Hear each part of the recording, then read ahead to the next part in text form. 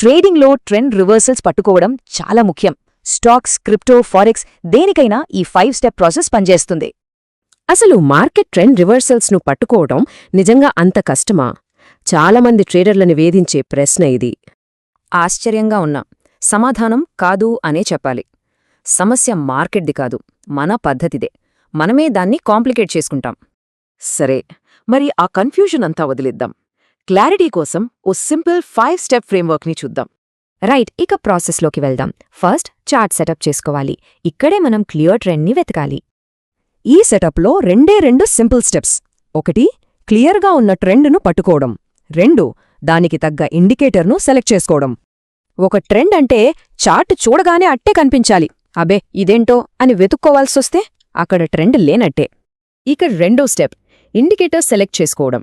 సింపుల్గా higher highs break లేదా 20/50 moving average cross over వాడుకోవచ్చు. ఓకే, ట్రెండ్ దొరికింది, ఇండికేటర్ కూడా సెలెక్ట్ చేసుకున్నాం. ఇప్పుడు చాలా ఇంపార్టెంట్ పార్ట్, సిగ్నల్ను ఎలా డిఫైన్ చేసుకోవాలో చూద్దాం. ఇక్కడ అసలు పాయింట్ ఏంటంటే ట్రెండ్ రివర్సల్ ఈవెంట్ను ముందే డిఫైన్ చేసుకోవాలి. లైవ్ ట్రేడింగ్లో ఎమోషన్స్తో నిర్ణయాలు తీసుకోకూడదు. ఈ కాన్సెప్ట్కి ఇది మంచి ఉదాహరణ. క్యాండిల్ లాస్ట్ హయ్యర్ లో కింద క్లోజ్ అయితే అది మన రివర్సల్ ఈవెంట్. ఇంత క్లియర్గా ఉండాలి. సెటప్ రెడీ, సిగ్నల్ డిఫైన్ చేశాం. ఇక మిగిలింది యాక్షన్ తీసుకోవడమే. మనం ముందే అనుకున్న సిగ్నల్ ఇప్పుడు చార్ట్లో వచ్చింది. ఇదే అసలైన మూమెంట్. ఇప్పుడు నిర్ణయం తీసుకోవాలి. చాలామంది ట్రేడర్లు ఇక్కడే ఆగిపోతారు. కానీ మనం చేసిన అనాలిసిస్ను నమ్మాలి. అప్పుడే ధైర్యంగా యాక్షన్ తీసుకోగలం. సరే, ఇవన్నీ ఒక ఎత్తైతే ఇప్పుడు చెప్పబోయేది చాలా ముఖ్యం.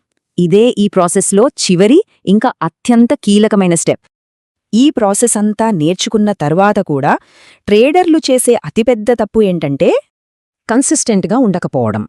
2-3 లాసెస్ రాగానే రూల్స్ మార్చేయడం, కొత్త ఇండికేటర్స్ యాడ్ చేయడం, ఇలా చేయకూడదు. సో ఈ 5 స్టెప్ ప్రాసెస్లో కావలసింది డిసిప్లిన్. ప్రతి స్టెప్ని ఖచ్చితంగా ఫాలో అయితేనే ఈ పద్ధతి వర్కౌట్ అవుతుంది.